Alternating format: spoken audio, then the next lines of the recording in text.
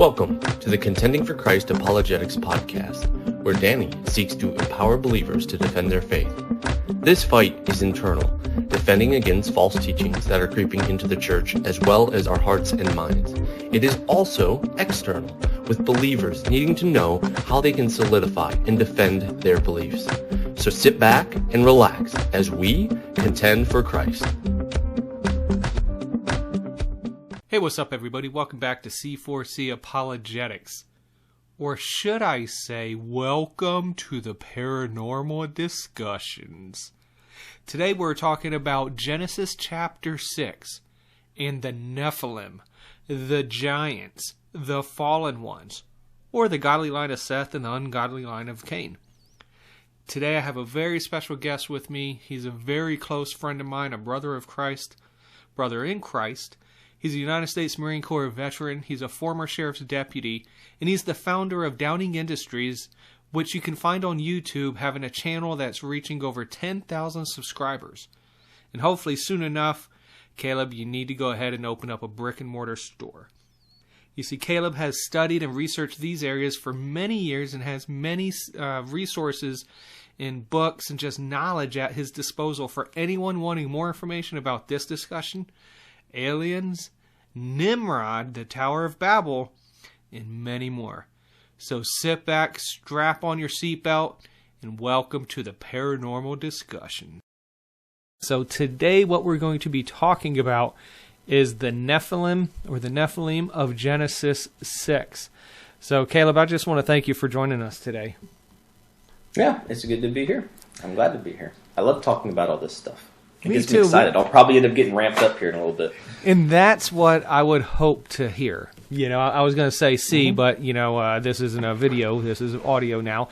But I definitely would hope to see or hear you get amped up because you're passionate about this stuff, are you not? I am. Yes, definitely. So you don't find many people passionate about these types of topics. And so this is going to be really engaging. This is going to be very informational.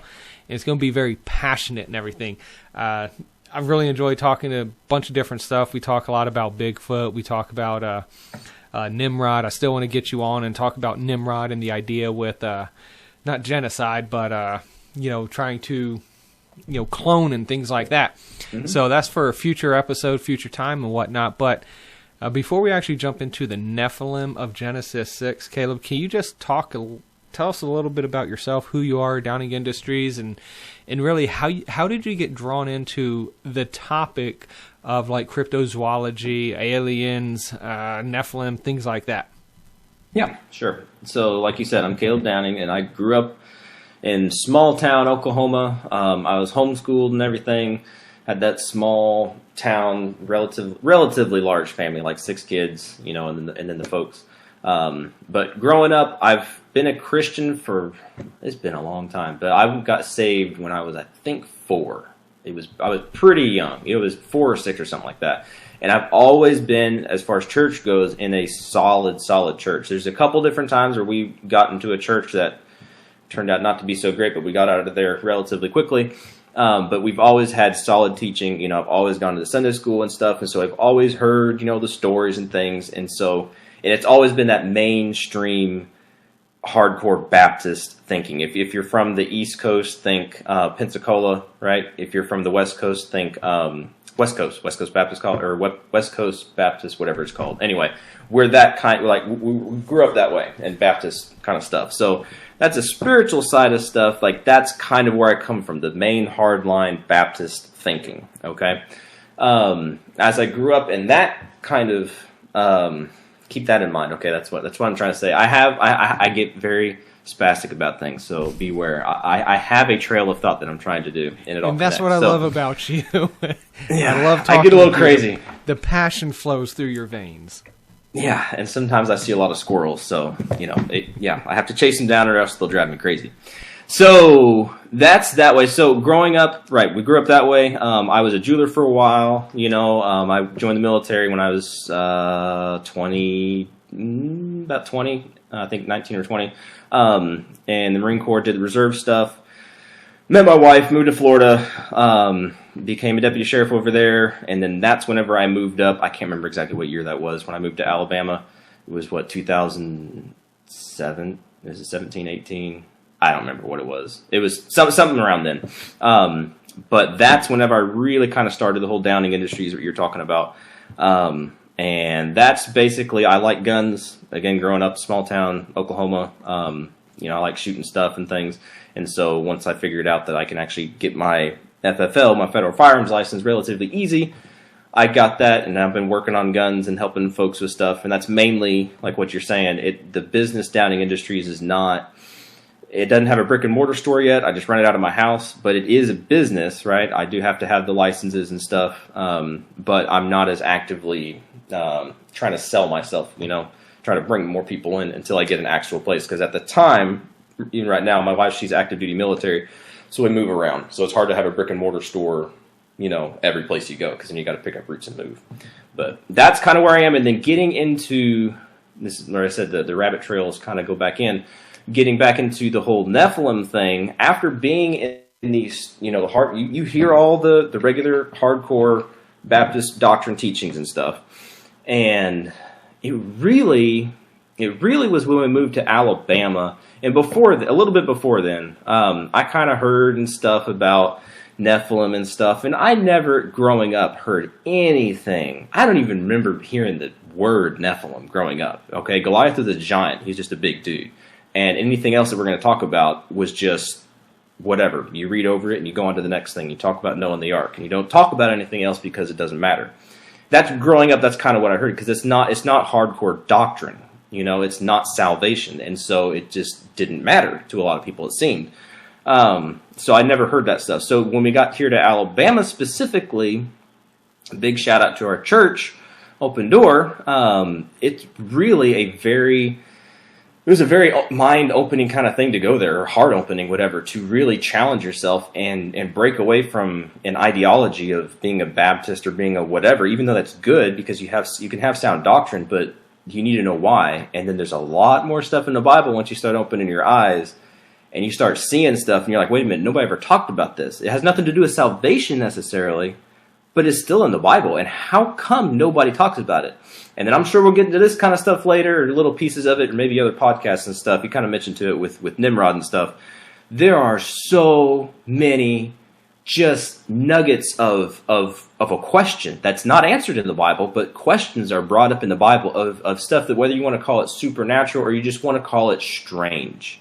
There are a lot of strange things in the Bible that go completely unanswered by people. By the general person that reads it, they're just like, whatever, that looks weird, but I'm going to keep moving on and go find something else that's easy. And I think that's one of the places where I think God's talking about it. He puts things in the Bible, and that's your meat. A newborn Christian is not going to pick up their Bible and read this stuff and be like, oh, that's what it's talking about. No. They're looking. They need their milk. They need their milk and cheese and bread, right? But then there's this other stuff that's there that the more you look at it, the more it starts filling in a lot of things, and it starts answering questions that some people find very hard to answer if you don't understand what's going on. So anyway, that was a very long answer to that. So that's kind of when I got into it. How I see stuff. I see things being strange. And I'm the kind of guy that I question why. I want to know why. I don't want to just be like, okay, it's there, but who cares? I want to know why. And when people don't answer the question of why it's there and they just pass over it, that makes me a little angry. So, because God gave it to us for a reason, right? He gave us the Bible. And so all of it's there. It's all there for a reason. And so we shouldn't just pass over. Yeah, see, raised my temperature 2 degrees. You raised your temperature 2 degrees? How so? Not really. No. I got my heart rate up. Maybe it's the coffee. I don't know. Coffee this late? Well, yeah. That's just me. That's okay. Well, thank you for sharing all that, Caleb, and I really hope you get that brick and mortar store up and running sometime soon. Yes. But really our focus today is going to be surrounding Genesis chapter 6, verses 1 through 5 for the listeners. I just want to read this passage, and then we'll jump right into the very first question I'd have for you, Caleb. And the Bible says, "And it came to pass, when men began to multiply on the face of the earth, and daughters were born unto them, that the sons of God saw the daughters of men that they were fair, and they took them wives, all of which they chose. And the Lord said, My spirit shall not always strive with man, for that he is also flesh. Yet his days shall be 120. There were giants in the earth those days, and also after that, when the sons of God came in unto daughters of men, and they bare children to them. The same became mighty men, which were of old, men of renown. And God saw that the wickedness of man was great in the earth, and that every imagination of the thoughts of his heart was only evil continually. So basically from there it goes into more about the flood, and as far as the reason and the catalyst for God bringing in the flood of Noah's days. So based upon Genesis chapter 6 verses 1 through 5, the sons of God and the daughters, could you elaborate what the different competing views are as far as how do we interpret this passage? What are the sons of God? Okay, so what are the sons of God? The two main kind of ideas that people have of the sons of God is you've got one idea, which is basically, I think they call them the Sethites, or the Sethite theory, right? And so that's basically, hopefully I don't butcher it up, but basically that's the sons of Seth, or just evil men. It's just men in general that are just sinful and wrong. And they were bad people that married women, and they had really rebellious kids, and the kids were really bad. And I guess they didn't get punished or something, and so evilness just kind of got rampant and built into this mega disobedience, and then God had to do something about it. That's the theory that surprisingly I hear a lot from mainstream people. I won't say names, but they kind of go with that kind of an idea, and I don't understand why. But then again, the other side of the coin that people don't want to look at, or seem to be scared to look at most of the time, is the whole idea of the sons of God being heavenly beings, whether that be angels or just whatever kind of heavenly being it is, that came down and procreated with mankind and created what it says, giants, mighty men of renown. I mean, that in a nutshell, so I don't get way off topic, that's kind of your two main deals. You have evil men that just marry women and create evil offspring, and you also have some spiritual entities come down and procreate with mankind and create some kind of a demigod thing, basically. Is that what you're looking for? Yeah, no, definitely. So yeah, the two main competing views, like you were saying, the godly line of Seth and the ungodly line of Cain, and there's some holes in a lot of people that believe that. And like you said, I think a lot of people are really holding on to that particular view, even though I believe that there's very few biblical basis for it. It's kind of interesting once we actually get into the meat of these questions and everything, as far as which one is most plausible as from Scripture and from what we're seeing in culture and societies. But could you get some insight into really Genesis 6, like overall, what's really happening? Could you sort of paraphrase what the situation is and what led to it? Yeah, so if you're just looking at it overall as a whole, okay, God created mankind, right? And he put them in the garden. Adam and Eve sinned, got thrown out of the garden, and they started having kids. And right off from the bat, you have their two first sons. One of them kills the other one, and that's horrible, right? That's sin, and it's at its essence. And it just, from what it appears, stuff compounded from there. And in a nutshell, if you just look at the whole overall picture of what happened, sin, if you want to call it sin or evilness or whatever, it got so bad that, what did it say? I mean, every thought of man was evil, basically. It got so bad that it was horrible. I mean, you imagine God creates this beautiful, wonderful thing, and now he looks at it, and it's just this debauchery of whatever. If you're not looking at specifically, one theory versus the other theory, but overall as a whole, something was so bad, right, that God was like, man, this is bad, and I'm basically just going to hit the reset button here and do something else, because what happened, what original intent was to have, whatever his original intent was, to have communion, with mankind, and that's a whole other podcast of what his original intent and what I think that is. I don't know if you and I have even talked about that, but basically it didn't happen how perfectly it should have happened. not because of God. I hope people don't misquote me here, but not because of God, but because of mankind and because of sin got thrown in the bunch. Stuff got so messed up that God was like, you know what, this is bad. I'm going to restart. So that's kind of a nutshell of what happened, and that leads up to the flood. So what was so bad? Was it just that people were being belligerent and mean and angry and killing each other and just evil? Or was there something way more weird that most people choose not to look at? I choose to look at those weird things, and the more I look into that, the more I'm like, I think I believe the weird stuff a little bit more than just the fact that there's a bunch of disobedient, rotten children running around, and God's like, I'm going to kill everybody. And that's a good segue into the next question and everything, and it sort of sounds like you lean more towards that strange view. Mm-hmm. So between the godly line of Seth and godly line of Cain, or the fallen angel view, it sounds like you're subscribing to the fallen angel view, which is what I would subscribe to as well. Mm-hmm. Why do you believe that view is most accurate? And are there any biblical evident passages or scriptures that would back that up? Okay, so why do I believe that way? Well, I would challenge anybody really that holds to a Sethite theory of anything other than the sons of God being heavenly beings. Where is their proof? Like that, the burden of proof I would think would be on them if they're going to say that, because if you look at just simple context, we always get hammered in our head, context, when you're going to interpret something or figure something out. I cannot find a shred of context. I can't where that's sons of Seth or something, or it's just people being people and marrying other people. That doesn't make sense. I mean, I guess it kind of would if you didn't look at context, right? If you didn't cross-reference terms and things that are used in the Bible.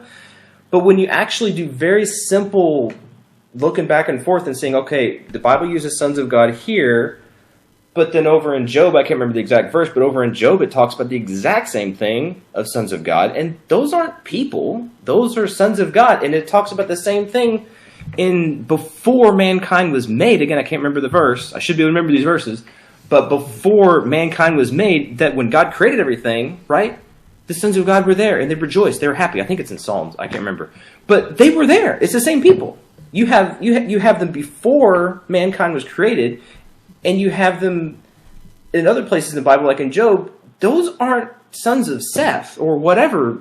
Those people pull that out of their hat. I don't understand that. It's simple looking and reading the Bible and looking at other places to cross-reference. And I do not see how people don't see that. And it actually does make a huge difference, I believe, and not in salvation, but in understanding who God is and why he does what he does.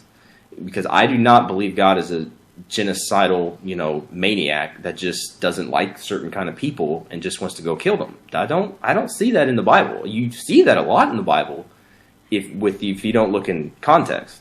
If you just read the Bible for, the black and white that it says right there, then yeah, it can say a lot of weird things. But you got to look at context, and when you see it, then you're like, oh, okay, well, that makes sense. And you got to look at this weird stuff. So I do subscribe to the sons of God being fallen angels, or whatever you want to call them, exactly like the Bible says, sons of God, right? They're these heavenly things that came down and procreated with mankind. And I think you went into question 4. You sent me a list of questions, and we're cheating because we're going off this stuff. But I think is there any biblical evidence to support your view? You kind of asked it to unfold, right? You're asking the same thing. So some of the main things. Okay, so I have 2 verses. Because anytime, I won't say her name, but one of my siblings, she probably never listened to this, so I could probably say her name, but she knows who she is now. Make sure she listens to you. Yep. That'll be interesting. Make for good Thanksgiving conversations. Actually, we try not to do that because then we fight. But anyway, I've said too much. So in Jude, right? So in Jude and 2 Peter, you have these mentions of these things. So in Jude, I'll just read it quick. Jude 1 verse 6, and the angels which kept not their first estate, but left their own habitation, he hath reserved in everlasting chains under darkness unto the judgment of the great day. Okay, so that's in reference to what? Well, some angels that did something that God judged them, right? They didn't do what they were supposed to do. They left their first estate. They didn't do something, or they did do something bad, And God judged them, right? And he's reserved them in everlasting chains. That'll lead into something later, another one of your questions, but he's reserved them. He's already put them in chains. He's already put them away, okay? Well, let's go to the other one, which makes a little bit more sense in context, since we talked about context. 2 Peter 2 through 4. And I wish or not 2 through 4. 2 Peter 2, 4. I wish I'd remember this when my sibling had mentioned this, because they're like, there's no proof in the New Testament of any of this kind of stuff. It's like, no, look right here. It's in context. It's talking, for God spared not the angels which sinned, but cast them down into hell, and delivered them into chains of darkness to be reserved unto judgment. And spared not the old world, but saved Noah, the eighth person, a preacher of righteousness, bringing in the flood upon the world of the ungodly. It's like, it's right there. It's right there. You have it. It's kind of written out like, they knew something. You have these angels that didn't do what they were supposed to do. They sinned. They did something very bad, and God said that's not good. And so for the angels, he cast them into hell. Or not hell necessarily. He cast them somewhere. He bound them in chains and put them somewhere. I don't believe they're in hell necessarily yet, but he put them somewhere. He did say he put them in hell, but he put them somewhere, and he bound them in chains. And then right after that, it talked about going into the flood. So you have context of timing of whenever that happened, and you have context of what they did, and you can cross-reference the thing. You got Genesis, and then here you got 2 Peter, and you see exactly what happened to the sons of God, right? And the other place in the Bible references sons of God as being not people, so the whole Sethite thing gets blown away. And then here you have context again where you have these angels. It calls them angels this time in the King James. Now, you got to go back to the original root teachings or words and stuff to really know, to look at these words. You can't go off just King James because you'll get crazy weird theology that way if you just do that. But it's the same thing. You got the angels and the sons of God, so they're interchanging the same kind of thing. So those are my main proofs that have proved to me that this is not an evil people kind of thing. This is something weird, something funky, something just strange and evil and wrong happened. And I think if you read the Bible for what it is, and you don't try to read things into it, but you take it in context, and you don't try to water it down to make it nice and Sunday schooly, I think it's pretty straightforward that it's talking about these angels leaving their first estate, whatever their first estate was, whatever they were supposed to be doing. They didn't do that, and they went down and they somehow, which I think we'll get into that later, procreated with mankind, making some kind of an evil, some kind of these giants or these men of renown, and that led to God basically doing the whole flood thing. So I try not to get ahead of myself. There's more I could say about that, but I think those questions get answered later. No, you're totally good. You had mentioned about the place in hell. What's fascinating is in 2 Peter, I think it's chapter 2, verse 4, where it says that if God spared not the angels that sinned, but cast them down to hell and delivered them in chains. What's fascinating is in the Greek, there's 3 words used for hell. You have Hades, which is a common one. You have Gehenna, which is really a lot of times it's used as hell fire, but it's also in reference to like the lake of fire, the ultimate abode of hell. But then you have this other Greek word called Tartaros. Oh, yes. And Tartaros is used one time in the New Testament in the Greek. And the one time it is used is in this passage right here that you brought up. And when you're looking in Thayer's lexicon, they really believe that this is a place that the ancient Greeks believed, which was the abode of what they call the wicked dead, where they suffer punishment for their evil deeds. So this was a Greek location where they harbored really, or not harbored, they put in prison the most wicked of the wicked people. And so this is the Greek word that God chose to use for where these angels currently are in hell. Like you said, as far as the sons of God and everything, and it's interesting that you mentioned this terminology was used before even the creation of mankind, because it's in Job 38, verse 7, where the sons of God shouted for joy at the creation of the universe and the world. And so it's very common that sons of God are in reference to angels or really celestial beings. You also see it in the first chapter of Job, where the sons of God present themselves before God.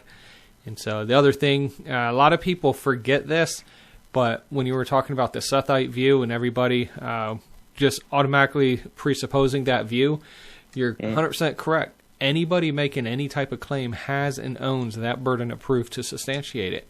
And so it's not like a lot of times I hear in apologetics and just dealing with atheists and everything that the atheist doesn't have a burden of proof to show God doesn't exist. Well, that's not the case. Anybody that makes a claim has the burden of proof. Otherwise, it's a burden of proof fallacy. So you're totally right as far as those with Sethites. They have to be able to show in Scripture where that view is coming from and if it's even substantiated from verses. So you sort of alluded to it and everything, but one of the major objections to the fallen angel view of Genesis 6 is where we get the idea that angels or demons wouldn't have the ability to procreate. And yet that's what these sons of God are doing in Genesis 6. How would you answer that objection? I know you've answered it before. I know we talked about it, but how do you answer that objection? Well, I could do what you do, and what I really hate, and want to like punch some people in the face for this kind of stuff, and be like, okay, well, you need to prove your question, because where does it say in the Bible that angels can't do that? Do you have any proof that they can't do that? The only thing I can possibly think of is whenever the Bible talks about angels not being given in marriage. Right. Okay, well, cool, good job. God doesn't have weddings in heaven.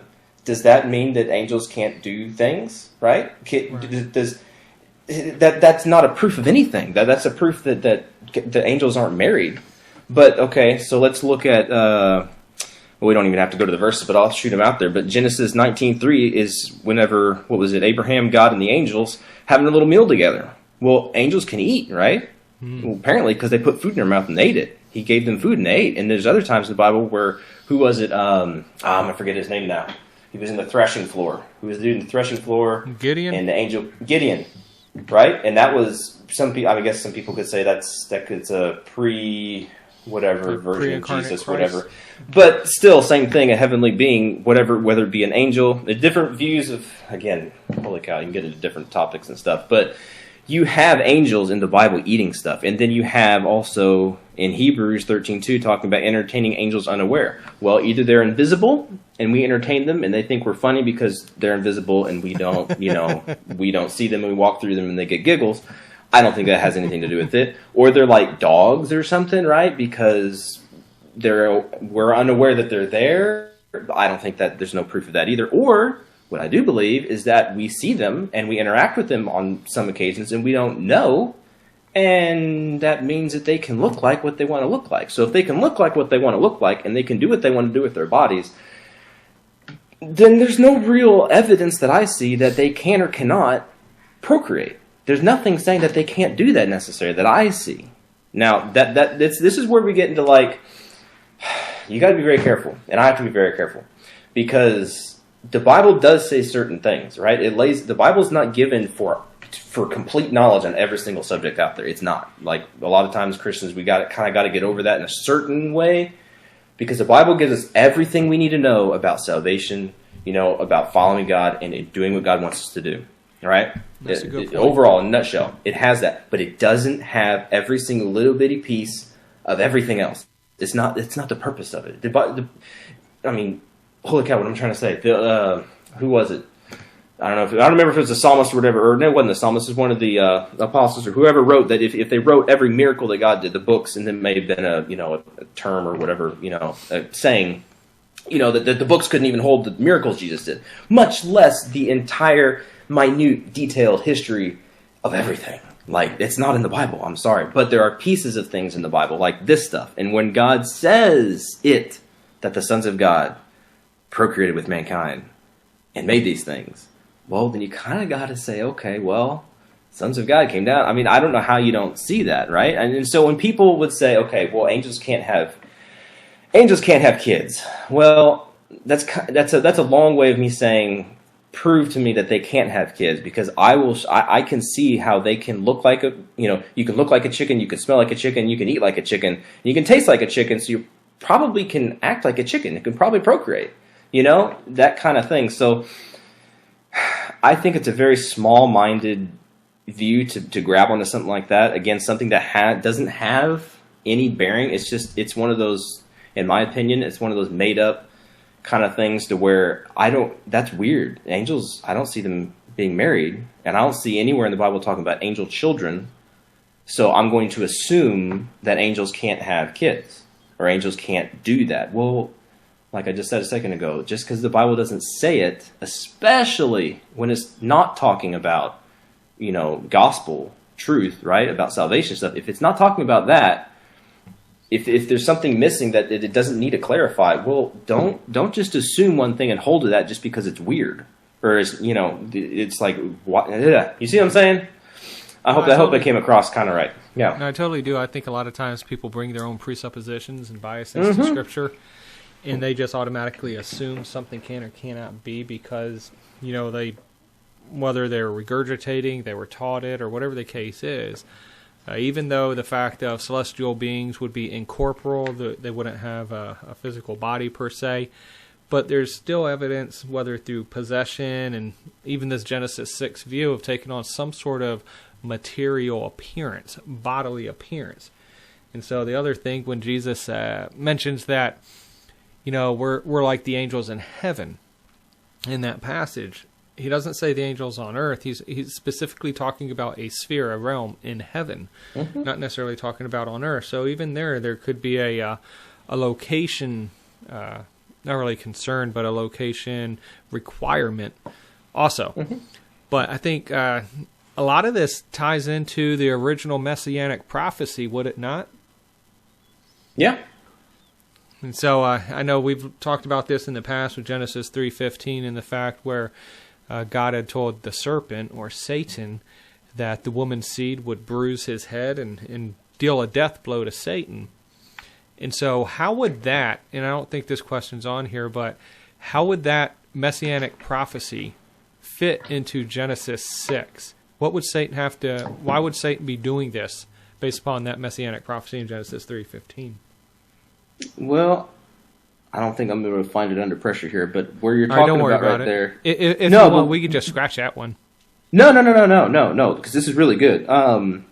When he's talking about that curse, doesn't he also mention that the serpent, whatever, God's going to bruise his heel, something about the seed of the serpent. The seed of the serpent is mentioned somewhere, right? Seed of the what serpent in the will world does that have to do? Messiah's heel, yep. That's almost, again, the same thing. What is that talking about if it's not talking about some kind of a genealogy, something? A seed of what? Okay, I'm not going to get graphic and say stupid things, but I mean, what is that talking about? The seed of Satan. If it's not talking about the seed of Satan, I do not understand it. Unless people, and this is where I really get I get upset with people that if they go off on these things, where if they took that and be like, well, that's just talking about the seed of the serpent is just sin and evil. And I don't know where you get that, unless I'm missing something like huge, where that is actually what it's talking about, and then I have my foot in my mouth. But I don't see that again. And so I think that has part of what you're kind of leading into of what's going on here. It could have to do with evil, but I think there's a lot, or sin, but I think is a lot more to do with actual things that we're talking about right now, which is the Nephilim. So what was the basically, I'm going to answer your question that I got myself wrapped up in. What was going on here? What was the purpose of this whole thing? Or not the purpose of the whole thing. What was going on in Genesis 6, and why were they messing with stuff? Honestly, and again, you can't exactly pin this down in the Bible, but it's not gospel. It's not salvation concerning, so it doesn't have to be there. But you can find it in a lot of other places to where it's a couple of different either or things. But the view that I take on this is that two things. One I don't think I've ever talked to you about, but one of them, yeah. So anyway, yeah. My curiosity is piqued. Yeah. So the main one that you and I both agree on, I think, is if Jesus has to come back to ransom mankind, basically, because mankind messed up, Jesus has to come back and be the propitiation for our sins, right? He's got to come back and be our sacrifice. Well, if there are no humans to save anymore, then there's nothing to be saved anymore. And basically, if that's what Satan's after, of either ruling the world or of ruling whatever, mankind or something, he would basically win. If there's no human to pay for humanity's sins, then it can't work because God couldn't come down just as himself and do that. He could, but that's not his nature. He doesn't work that way. He could have just snapped his fingers like what's his face in Avengers and just fixed everything, but he doesn't work that way. Thanos, yeah, he doesn't do that. He could. That's one thing people have to keep in mind of this whole thing, because some people, I think, could get pretty bent out of shape thinking, well, you're just saying God's not powerful enough to do. No, it's not. It's not saying that. It's actually a very awesome thing of how God works like this. He doesn't use his power to just magically do a whole bunch of stuff and just make everything perfect. Like, why is there sin and all this? No, it's there for a reason, and it's there because that's God's nature to allow us to have free will and to fix it the right way. And this gets really deep into a whole bunch of different stuff because it is awesome, and I don't understand it all. But the way that God deals with Satan and deals with sin, it's a very legal way. It's very, very strict, and God follows all the rules. Satan doesn't have to necessarily follow everything all the time, but he tries to use God's law, and this is one of those instances, to try to say, ha, I got you. I can pollute the seed of mankind to make them into something that is not quite human and make it impossible for God to come back and to save this human race by polluting their seed to the point to where they're not humans anymore. I believe that's really what happened. And that's one of those things to where I think people could get pretty upset because that's weird. That sounds so mythologically like Disney and just weird fairy tale Greek and Roman just stuff. And it's like, well, wait a minute. Those things came, those myths and legends and different things, they have a bearing somewhere. They came from something. And I think way back then, back in Genesis, when all this really crazy stuff was going on, you had very crazy things like this that were happening. And I think it's spelled out right there in the Bible on that. I hope I came full circle. But where those angels, whatever allegiance they have, their purpose then was one of two things, was to pollute mankind, the seed of mankind, to make it impossible for Jesus to come back. Or the other one, which goes into, I get this from Heiser, Dr. Michael Heiser, of the whole counsel of God thing, and the fact that there are different, I'm not going to say this right because people are going to take me out of context, but there are different gods, right, that are in the Bible that we, again, as a Baptist Christian person, that sounds heretical to say that there are other gods. Well, the Bible talks about other gods. But you mean gods with a little g. With a little g, right. God is very explicit that he is singular, like he is King of Kings, Lord of Lords, God of Gods. He's the top dog. He created everything. But it gets really weird when you start looking into this stuff. It's not just God and Satan and a bunch of angels playing harps, and some didn't want to play harps, so they wanted to go with the devil and go down to earth and mess stuff up. It's way more deep than that. And so when you start, and this gets into Tower of Babel stuff too, but the way that, again, going into God's, how he rules things, he doesn't micromanage everything. He gives these entities, whatever you want to call them, he gives them authority. The Bible does talk about principalities and powers and authorities, that they're given authority to do things. And again, it's not all exactly spelled out in the Bible, but as long as it doesn't contradict the Bible, I like to look into these things. And so one of these theories, again, the one that I haven't talked to you about, is that these other gods, they disobeyed God. They did not rule justly. I think it's in Psalms where it's talking about, I think that's it. I think it's Psalm 86 or Psalm 83 or something like that. Look that up. It is weird, because it's basically talking about God judging God, and they're unjust and they're evil, and they're going to die like men. Well, I don't know that. Yeah, that's a mind opener for another kind of thing. But God doesn't judge himself, right? I mean, it doesn't really work that way. God's not going to kill himself because he's unjust and evil. So there's something else going on there. That's just an eye opener into this whole thing. But to where the purpose of that would be that these other gods were trying trying to do what God did. They can't create necessarily like God created, but they can do something to mankind and make their own image, their own seed, their own breed, their own people that they want to rule and they want to reign. And God's like, no, it doesn't work that way. That's a polluted, messed up debauchery of evilness, and it's not going to work that way. Both of those, I can't find a way to shut that down in my mind right away to say that didn't happen. It doesn't necessarily change. It can go hand in hand. I think both things happened, honestly, to be perfectly honest. I think it was the pollution of mankind. But I don't stray away either from the fact that there's these other gods, little g gods, that are here, and they're supposed to be here, but they are unjust, and they fell away, and they didn't do what they're supposed to do. And part of not doing what they're supposed to do kind of goes in, I think that's one of the questions later, that goes into another question later, but teaching mankind things that they were not supposed to know about.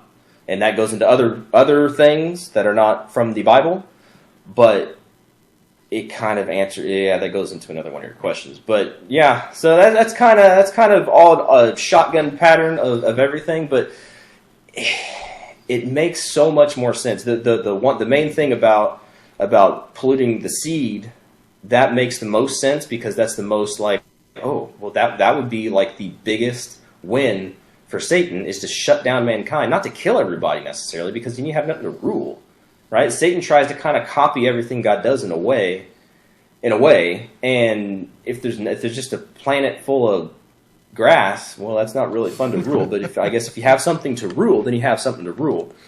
And ultimately, I mean, if he's trying to defeat God and take away God's realm, or whatever you want to call it, yeah, that would be pretty straightforward attack of saying, okay, I'm going to remove your avenue of salvation for these people, knowing that God is going to follow the rules that He put in place. He doesn't jump ahead and do a bunch of checkmates until the end, because it's just not how He works. Does that make sense?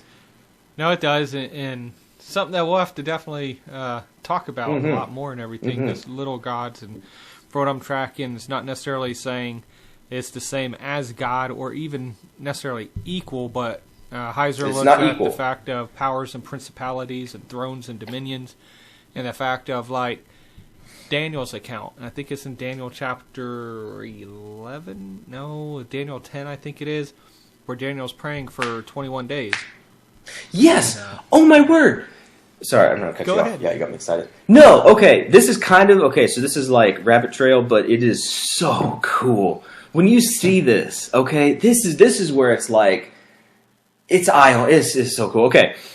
With that whole thing of the Prince of Persia, okay, I have no, I'm not going to say that that's, a Prince of Persia, some dude that, the angels are fighting against, whatever. That doesn't make any sense. But when you use that context of these little g gods, that, okay, if we would just want to kind of look at over the nutshell, after Babel, and the nations are divided again to these gods to be ruled, and basically, for them to be the gods of these different regions and places, the Prince of Persia would have been one of those gods.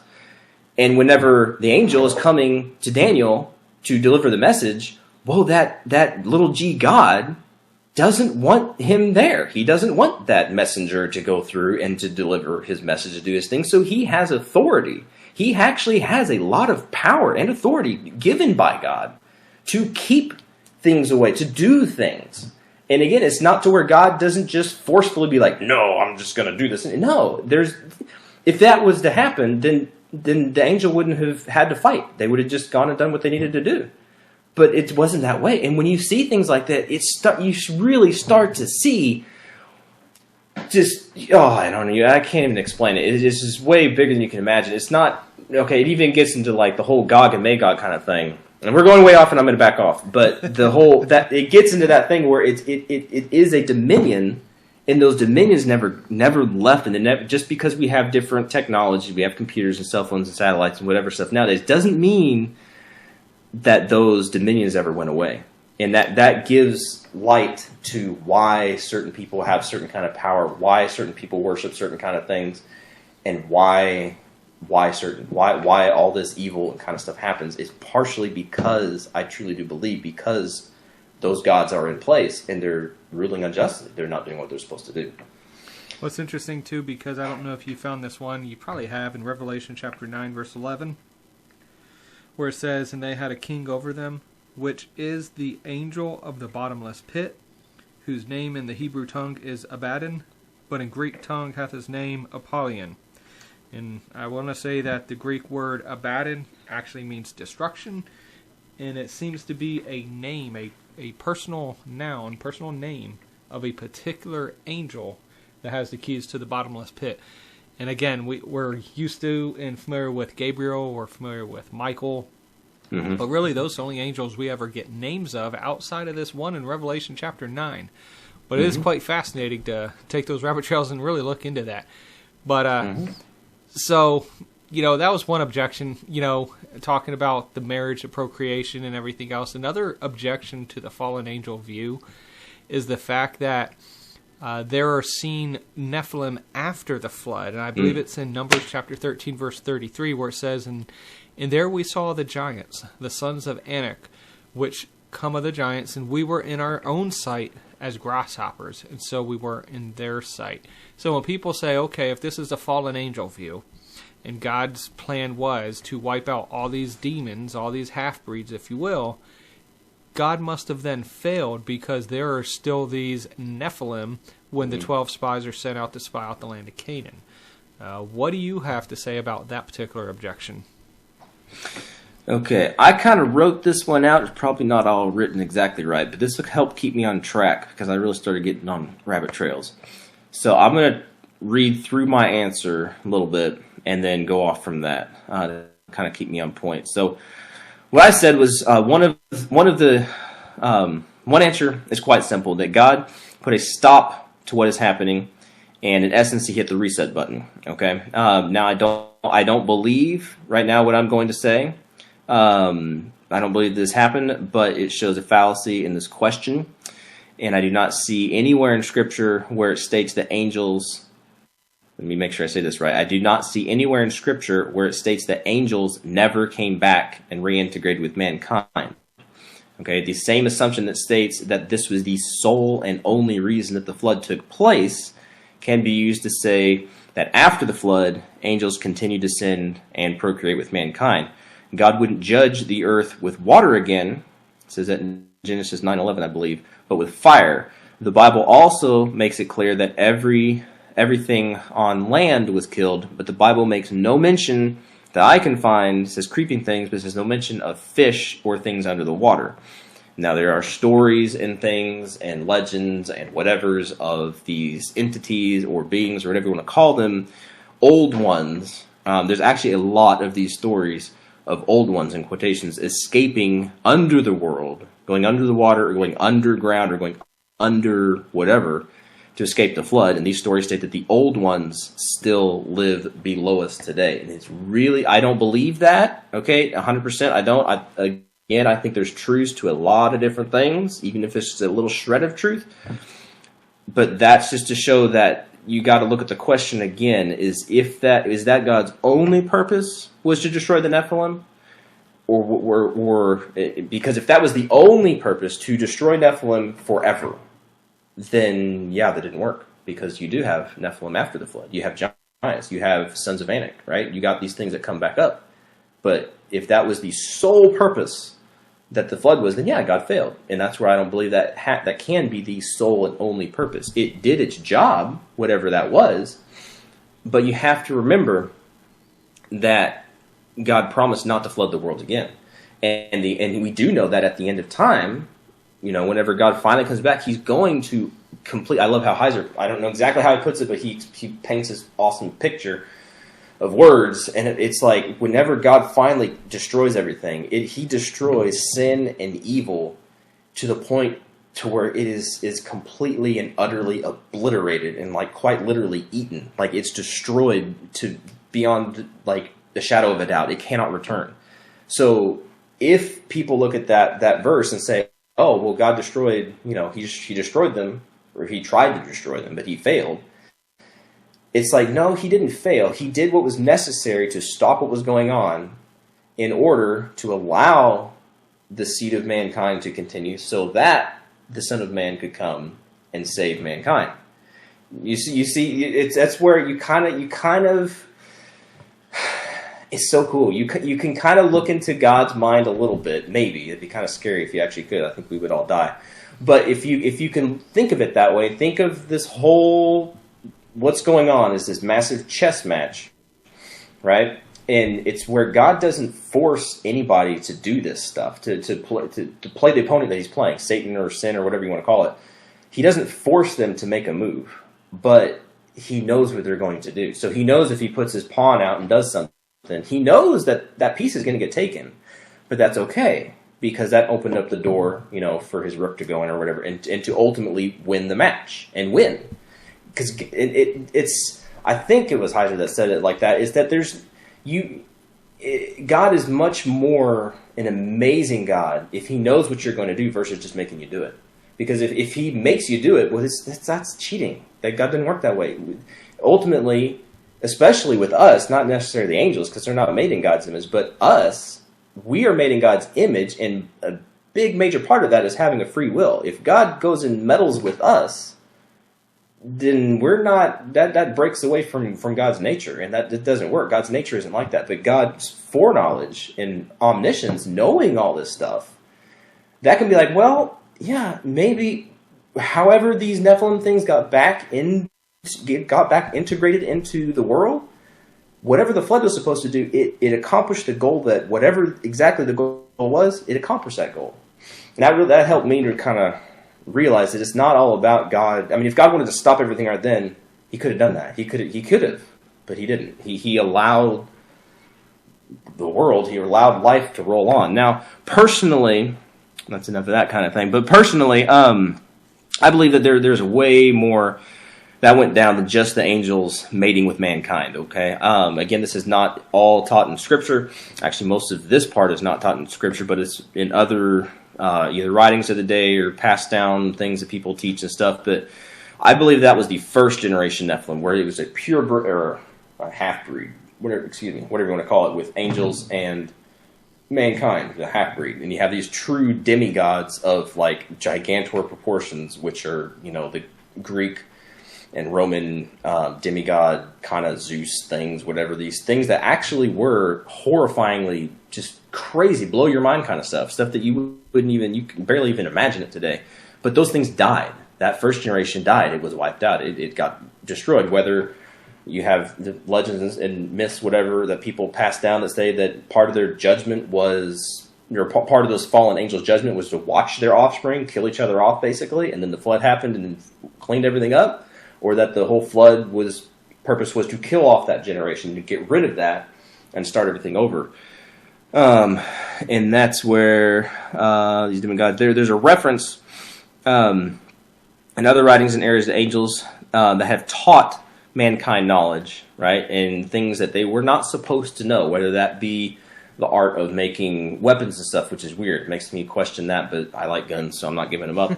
I'm not going to say that that's evil, but that's okay, because David had a sword and he killed people, so it's okay. And I believe these are telltale signs, in my opinion, that in the Bible, where it states, I mixed that up. They taught them different things, and I believe there are telltale signs in the Bible where it states not to mix kinds. And also, as we see in the story of Nimrod, he began to be, this is post-flood, he began to be one of these mighty people. So, all this saying, what I personally believe happened here, and to answer what people would say is yes, the first generation Nephilim, these horrible things that were killing people, they were destroying mankind, they were just wreaking havoc and polluting the seed of mankind. Yeah, God said that's enough is enough. And I'm going to wipe that out and it's going to go away. The knowledge never necessarily went anywhere. Necessarily, whatever Noah and his sons knew, and the wives knew, you also have different writings and things that people pull out of wherever and say that there are whatever it was, stones and stuff that were inscribed on that had this knowledge of how to do whatever these things were, of whatever Nimrod did. Because whatever Nimrod did, he began to be one of these things. From my understanding, when you look it up and you look up the words, he began to be one of these.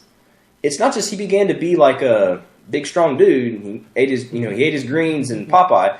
He began to be one of these things. And when you look at history, right, And I can't pull up all their names and everything, but you look at all these people from way back then, you've got major characters that stand out, and when you look at what people say about them, they're huge. You look at, especially in Egypt, they have all the, the carvings and things of all these people, and of course you want to make your rulers look all big and important and all this other kind of stuff, but you have evidences, I think we get into that later, but you have evidence and stuff of gigantor-sized people, beings, post-flood. It wouldn't be pre-flood, it'd be post-flood. You've got these big things that they had society. They were there. So somehow or other, this stuff came back, and I don't think it's just genetics where it's big, tall people and whatever, but you have people like Goliath that is obviously a genetic thing, that these things got back into the land of Israel. And again, I believe that gets into the spiritual kind of realm, to where Satan can he knows enough to know kind of what's going on,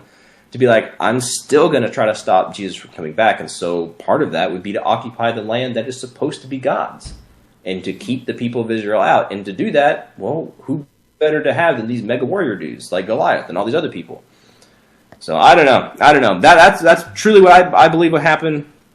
And a lot of that that gets into the whole conspiracy kind of stuff of knowledge and what gets passed down and what you actually can do. So I mean, some people, when you say witchcraft or things like that, you just think of just haggy old people walking around the woods boiling pots. Like, I think there's way more. The more you look into that stuff, the more it actually gets scary and makes you not want to look into anything like that, because you start to actually see that there is power out there that is unearthly.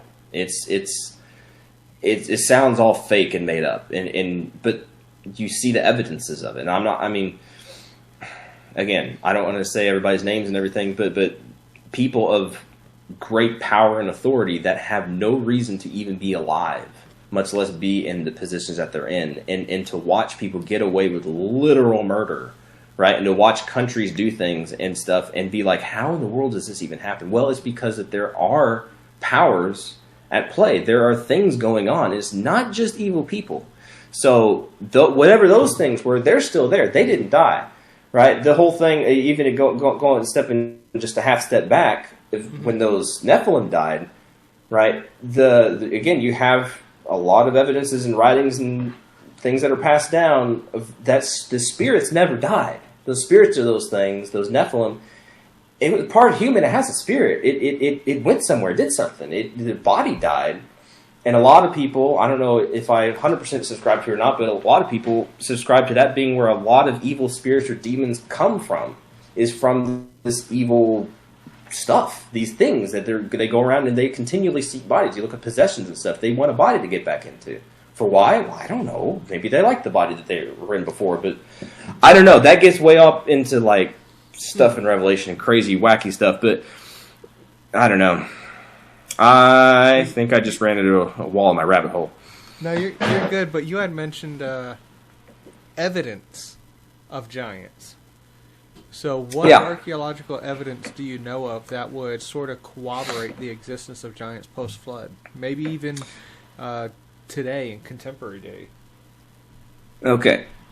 I'm going to start reading off of this thing, and then I'll end up going off in the weeds. Okay, but this is what I had written down. It says this is where we really start to get into the conspiracy world, okay? Because there are evidences, okay? The more you look into the subject, the more that you start to see, hear, or read stories of where you do get massive piles of bones or graves or whatever. I guess there's even piles of pyramid kind of things, I think, in New Jersey. And in the United States, there's different pyramid-ish kind of things that have these kind of bones or stuff that would only be for like giant, huge people. And when you have an evidence pop up, again, this is where I say you start to get into the conspiracy kind of world. You get either governments or religions. Scary enough, the Catholics are super involved in this. And Smithsonian, just other entity groups kind of things that come up and just very nicely push everything off into the darkness, never to be seen of again. And it's like, it seems like anytime you find really good stories, it all just becomes like you can't use it as fact anymore because it doesn't exist. But then you have eyewitness people saying, "Hey, I saw the bones, or I saw the the footprints, or I saw the stuff, the architecture, or whatever, and it's gone now. And Smithsonian took it." It's like, what? That doesn't even make any sense. Stuff that's still around, from what I understand, you've got. I think I have two things here. Shoot, I don't think I could find the other one. I can't remember exactly where it is, but if you look up giant axes, I can't remember exactly where it is, but you've got these axes from this, I don't know if it was South America, I wanted to say it was South America, or maybe it was the United States, I don't remember, it makes me sound really non-credible, but whatever, it's my opinion and I can hold it. But it's these huge axes that are like, you would either have to have ceremonial axes because you can't pick the things up and use them as an axe. They're like, I don't know if they're 10 foot tall. Because I was looking that up and I was trying to find it and I found the pictures of it, but I couldn't find exactly where that was. But anyway. So here I'm looking at a picture of a family standing by some axes in Morocco. 500 double-edged axes weighing 17.5 pounds, 20 times as heavy as would be convenient for the modern man. They would be appropriate to a giant with a stature of at least 15 feet in height. Yeah. And that's one found in Morocco. And 15 feet, that's just a big giant. The Bible didn't say that Goliath was the biggest giant that was out there, right? And he was, I can't remember if he was 10 foot tall or something around there, right? Something like that. Yeah, and even Robert Wadlow, who had passed away in 1940, was considered the tallest man in the world in recorded actual history. That's like historically documented, and he was 8 feet and 11 inches. So genetically speaking, depending on how one classifies a giant, it's definitely not far-fetched. Right. And with that, see, this is again, it gets so conspiratorial and it gets so turned off from credibility. But you have documented people like him, and when you look at people like them, you're like, oh yeah, he's really tall. But those people either die young, or what was it? Whatever the giant in Inconceivable. What's that movie? Princess Bride, right? Princess Bride. Andre the Giant. Princess Bride.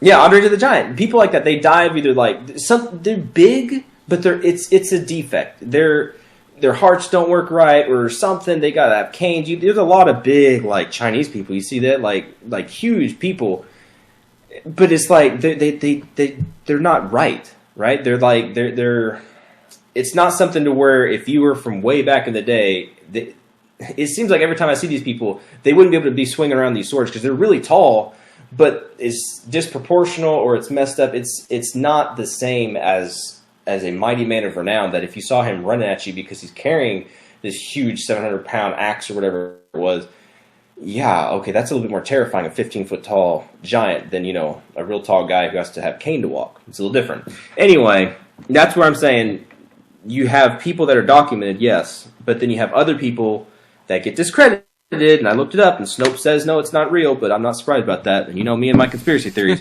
But the whole giant, what was it, the Kandahar giant, I think, yep. And you can look it up, and yep, Snopes says it's not real, and people say whatever, but you can listen to the people, and Snopes' main reason of this not being real, and if people don't know what I'm talking about, short story, is you got a group of military guys go missing, they send some special forces guys to go after them, they end up finding this giant, this troll basically, that jumps out of the cave, and they basically have to shoot the thing in the head, and I think it still kills one of the guys, but they find, evidence that it ate basically the other people that were out there. There was equipment and gear and stuff, and it was all, there was no bodies or whatever.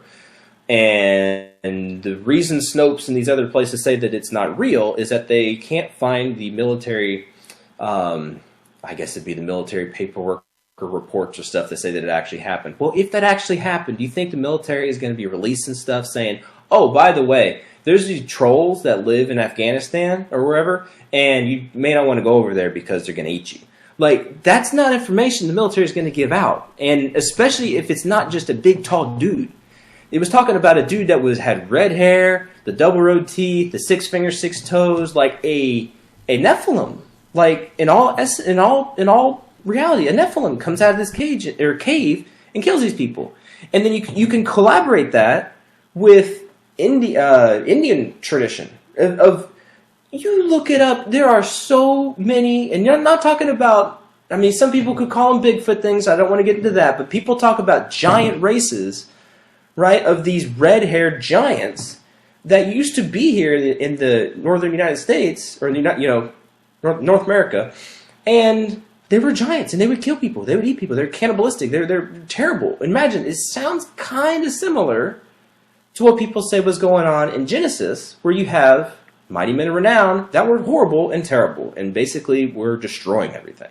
It's the same kind of thing that you can look at and be like, well, the Bible does talk about it here, but that sounds crazy, so I'm not going to believe it. Well, history talks about it here, but that was with a bunch of Indians and whatever, so we're not going to be racist. We're not going to say they're, whatever. So we're just going to say that was their myth and legend. And then they were like, oh, but there's these other ones over here in, like, modern day, like, in Kandahar. Oh, but that's just crazy. We're not going to believe that. You have things like that, and that's not something you can nail down hard fact, like archaeological evidence. To me, you put all the pieces together, and if it smells funky, if it tastes funky, and it sounds, and whatever, and it doesn't contradict the Bible, and it kind of goes in line with everything else, I tend to believe it. Now, hardcore evidences, you have unexplainable things, like you have a lot of footprints and stuff that come up from big, tall people. I can't remember the ones there's a lot of them. There's a lot of them. Some people, whatever, you want to believe it's a Bigfoot, or you want to believe it's pre-flood giants, walking with dinosaurs and stuff. But you've also got the stinking pyramids. You've got all these architectural designs of, whether it be Stonehenge, and people that this was built way back long ago, right? But we want to think of them as cavemen and these unintelligent people. They had math and science skills that blow us away, that we are just figuring stuff out of why these things are built the way that they're built. They weren't idiots, and they certainly weren't weak, and they certainly either had technology or the strength to build these things that we barely can build today, whether it be lifting these stones or cutting them to such exact standards that they're just, it's inconceivable. It's like, I don't know, like, to me, those are the evidences that point to, whether it be giant or it be the knowledge, that something was there that gave them knowledge. Something was there. I believe that partially it was these beings, whether it be post-flood Nephilim that were made from, like Nimrod, who had began to be kind of whatever that was, that began to be one of these things, and he received knowledge, he received whatever, he got big. I don't know how he did it, but he did it. And they somehow are able to do these things that we see today, that we can't really explain. A lot of times when we can't explain it, we either say it's unimportant or, wow, isn't that amazing? But I think the answer to a lot of that kind of stuff is right there in our face. We just don't want to look at it. That there were giants, and they're not just tall people. There's supernatural, like in the essence of that word, supernatural. It's unordinary. It's unnatural. It's something that you just don't get, just being normal and following the trend and going to school. Anyway, like I said, those are the evidences I see. Yeah, I'm crazy. He has done quite the research and study in this topic area. You had mentioned the Kandahar giant, and I've looked into that myself, and that's very interesting. Is there any other sort of like modern day type contemporary reports of giants besides like Bigfoot sightings and whatever the case is that you're aware of besides the Kandahar giant? Or is that like the most popular one that people would be familiar with? That's the most popular one. Again, I mentioned the red-haired giants of North America, and supposedly those were basically trapped into some cave somewhere, and it got bouldered up. The Indians finally got them in there for whatever reason. They trapped them in there. I don't know how. I don't remember. And they smoked them out or whatever. And if you can find it, supposedly there's some cave somewhere with these mega giant bone things in there. But those are the main ones. And then other stories of that kind of stuff is you have, I think it was even in the same, it was either in the same interview or the same guy was talking about it, the Kandahar giant, that you have, I think it's in Afghanistan, I don't remember, under some river. There's supposed to be, I don't remember which river it was, but there's supposed to be these prison cells or whatever that people do not want to guard. U.S. troops or whatever, I guess, were supposed to be guarding these places, and it's like, you don't go down there. You don't want to be down there because it doesn't stop. I guess it goes down to wherever. I would almost even say that they're trying to hint that it goes towards like a place like Hades, to where it's not natural down there. It's demonically evil. There's stuff down there, whether it be these kind of giants, whether it be literally like those angels that were cast in chains that I don't believe are figurative. I believe that they are here and they're chained and they're somewhere and they're waiting to be judged, and they're not very happy wherever they are. There's stories of that kind of stuff going on. Now, I can't remember any specific ones more like that have more detail than the Kandahar giant, but those are the main ones that come up in my mind that are not Bigfoot. Now, that's a different topic, different thing, but yeah, those are the main ones that come up in my mind. And we were talking about these red-haired giants. Are you talking about the Sitikas from Lovelock Cave out there in Americas? Because I'm on here right now, and I'm taking a look at the red-haired giants, who were white cannibals about 10 feet tall, oral tradition and everything, that were known in Lovelock Cave in Nevada, and that they were locked in there and killed. They found human remains as well, the Sitikas. So if anybody's out there want to check out the background on that, Sitecah, the red-haired giants with Native American legends. So with all this that we've talked about today, how important do you believe this topic is within the church today? I think, personally, honestly, I think it's very important. Again, it doesn't affect your salvation, right? It's not going to keep you from going to heaven if you don't believe it. If you believe that these were just evil, wicked children, great. Go for it. It's not going to affect your salvation. It's going to make you wonder why God was the way he was, but it's not going to affect your salvation necessarily. Now, however, I will say, I would say that it's extremely important to understand, in understanding God and the world that he placed us in. Without understanding what was going on, we can easily put God or paint God as some kind of a demonic, psychopathic murderer when he tells the children of Israel to go and kill everything, men, women, children, and animals in certain places in Canaan. Like that is not, if God is the same yesterday, today, and forever, why is he telling them to murder, just massacre? Like, that's massacre. Men, women, children, and animals, like, that's horrible. Anyway, but he tells them to do that at different places. Not all the time, just sometimes he does. And many people have written this. Oh my word, okay. I don't want to make my brother mad at me or my mom mad at me, but they know who they are. Y'all don't know who they are, but that's fine. But there are people that will say, when I bring this up to them, be like, why did God do that? And they would give these explanations that these people groups were so evil and worshipped these false gods and were so bad that God just needed to get rid of them for the children of Israel's sake. It was a mercy killing, basically. That for the children of Israel, in order to keep them from falling away and getting involved in this stuff, these people just needed to be killed. I'm like, well, what about the little kids, and the infants and the people that weren't involved in this? It says to kill everything. And they're like, well, God knows the hearts of things, and if they needed to be saved or whatever, I don't even know how you would say whatever. I mean, they're basically saying that God's just going to sort it out when it's all done. That's crazy. That's terrible, in my opinion. That's horrible. But when you see and you plug in this whole Nephilim thing and you take off your, staunch, hardcore doctrinal kind of views and you start reading the Bible for what it's talking about, you can pretty plainly see that there's some kind of demonic, evil, Nephilimish kind of thing that's going on and getting into these areas.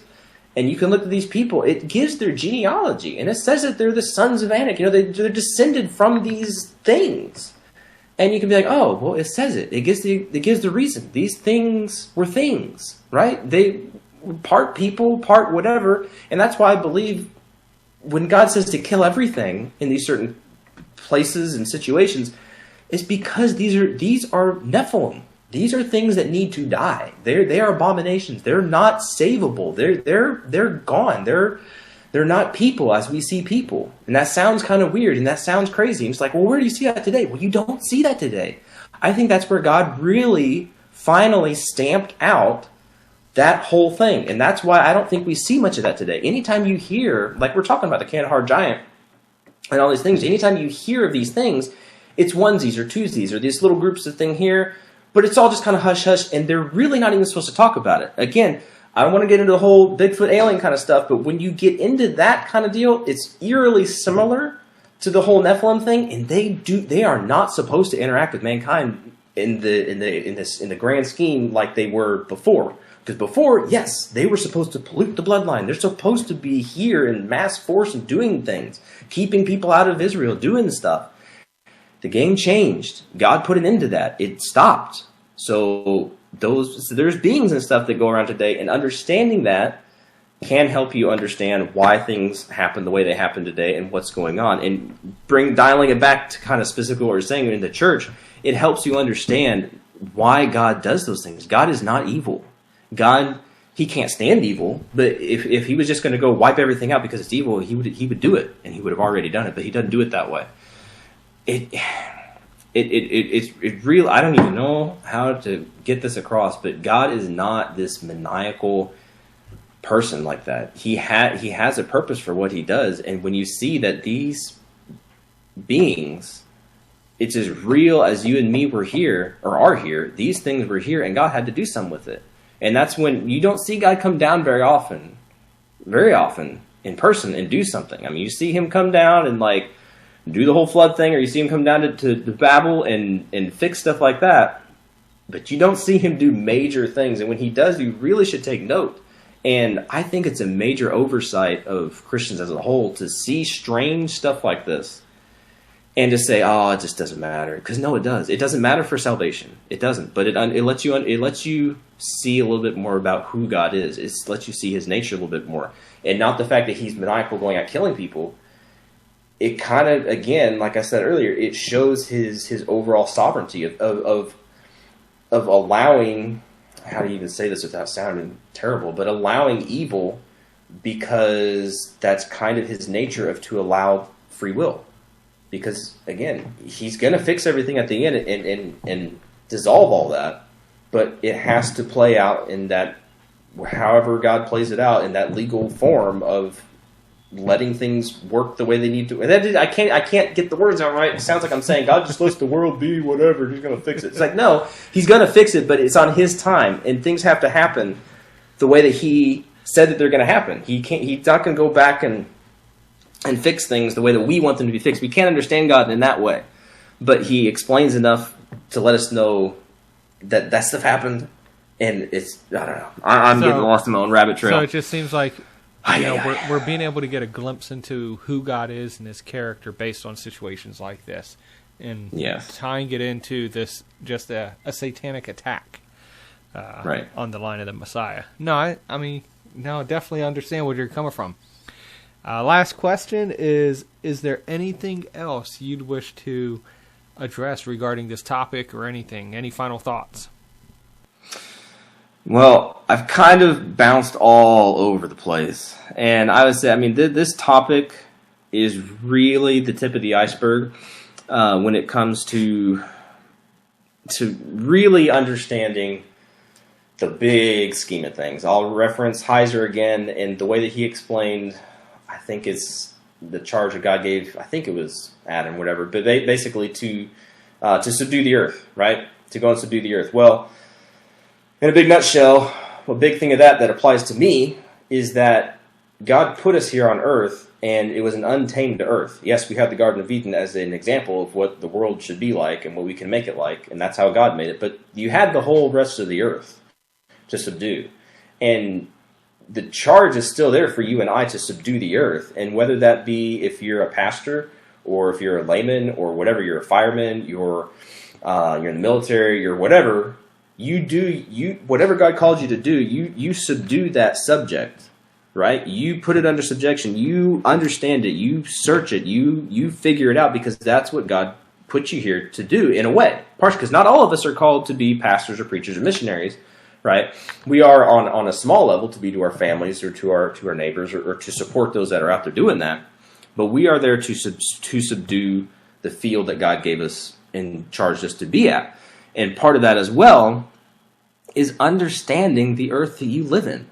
And if you read the Bible and it has weird stuff in it, and it has a lot of really weird stuff in it, well, the Bible tells you to subdue the earth that you live in, and just to understand that. That's part of it. God gives you these nuggets, these little pieces that look weird. And if you don't try to figure it out, and you don't try to understand why God put it there, what is it talking about, then you're not, in a way, you're not subduing the earth. In a way, okay, you got to take that with a grain of salt. But in a way, you're doing that. So I would challenge anybody, if you read weird stuff in the Bible, anything weird, write it down and figure it out. Ask God to show you what is this here for? Because it's there for a reason, especially if it's in the Bible, okay? Because God gave us the Bible and He preserved the Bible for us. And it's amazing to look at how, that's a whole different kind of thing, but the story of how God has preserved His Word, and the fact that we have a book that old and that exact detailed, passed down, that's crazy. That's supernatural right there. That's crazy stuff. That's something you'd find in a book that you're reading, some fictional thing about, some weird book that, this thing is like this old from the beginning of time and it hadn't changed. Oh, okay, well, that sounds made up. Well, it's not made up, because God did that for a reason. He gave it to us. He gave us the points and things that we need. So that's what I would say. And again, the Nephilim thing to me is it's the icing on the cake, as far as it's the easiest of these quote unquote supernatural, crazy, wacko things that you can pin down pretty quick with very little research. And you can say, whoa, I grew up in church and I heard about Goliath and I never heard any of this stuff. Maybe I wasn't listening. I don't know. But I never heard this stuff. And when you start to see these things, you start to understand the whole back behind the scenes, what's going on. Because Satan didn't get told that God's gonna bruise his heel, or Satan's gonna bruise God's heel, and God's gonna squash his seed or whatever. He didn't get told that and be like, oh shoot, I guess I lost. No, he's trying to fight and he's trying to do something. And from a spiritual point of view, it goes into understanding the whole principalities and powers. We're not supposed to be out there. One thing one of my siblings brought up was well, what are we supposed to do? Go get, we're going to go start shooting Nephilims? No, that's not what we're supposed to do. I guess it'd be kind of cool, but no, that's not what we're supposed to do. Yeah, right. But we're not supposed to do that. That's not, we don't fight that. That's not our fight. That's not what we're that's not what we're charged to do. We have other things. It's not a fight, like the Bible says, against flesh and blood. It's principalities and powers. And when you see, to me, this is the coolest thing, is when you see this stuff and you see how real, hardcore real this stuff was, giants, mythological crazy stuff, and you're like, whoa, that's not just something that Disney made up, or that's not just something there's the Romans or Greeks made up. No, they didn't make it up. They put their twist on things, and they added, embellished, or whatever. They did some stuff. Yeah, everybody does that. But the truth is that this stuff happened. And in a way, it's kind of eerie and creepy that it's not being talked about. Because how crazy is it that this stuff really happened and we don't know so much about it? And it's if that was real, then the game has just changed. The players are still there. Like I said, you have, whether that's where demons come from or certain kind of demons come from, that influence of evil, and also the whole little g gods, those things, those entities, those principalities and powers are still here. They're still strong. They're still doing what they're doing. They're still doing stuff. And that's our charge. It's hard to fight a battle that you can't see the enemy, or that you don't know where they are. I mean, I've read and watched movies and heard stories of Vietnam and stuff, and how horrible and terrible that was, that they would attack and you just shoot into leaves because you don't know where they are, and they would attack you. And it's a lot easier, like the Revolutionary War kind of stuff, to line up and see the bad guys and line up and see the other people. It's a horrible way to fight, because everybody's just going to get shot. But you see what I'm saying? If you can identify and know your enemy, then you have a much, much clearer understanding of how to engage with them, or not engage with them, but do what you're supposed to be doing. It makes your prayer life be you're not just praying for, when we go out and we're going to go knock on doors, that maybe they'll be home, we'll get to talk to them. Like, no, there's actual entity beings and powers that are going to try to keep people either from answering the door, from hearing you, from whatever, getting flat tires or stuff. There's stuff that goes on, like the Prince of Persia kind of thing, that don't want the message of the gospel to be spread. They don't want it. They don't want it, and they're doing. I really think it's so sad that they would be basically laughing at the modern Christian church, thinking, we're doing our part because we show up on Sunday and we do whatever, but our personal lives, our personal spiritual lives are just kaput. Our families are falling apart and our households are destroyed.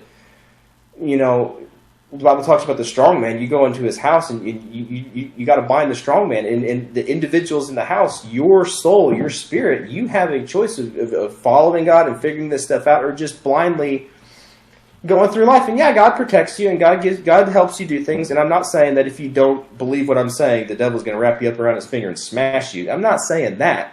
But I am saying it gives you tools. It gives you understanding to know what you're going up against. And anybody, like, one more analogy and I'm done. Anybody like in the military, you got your regular grunts that are just told to go sit in this hole and shoot anybody that comes up the hill. Okay, well, maybe he doesn't know all the nuances of who these people are or what's going on and everything.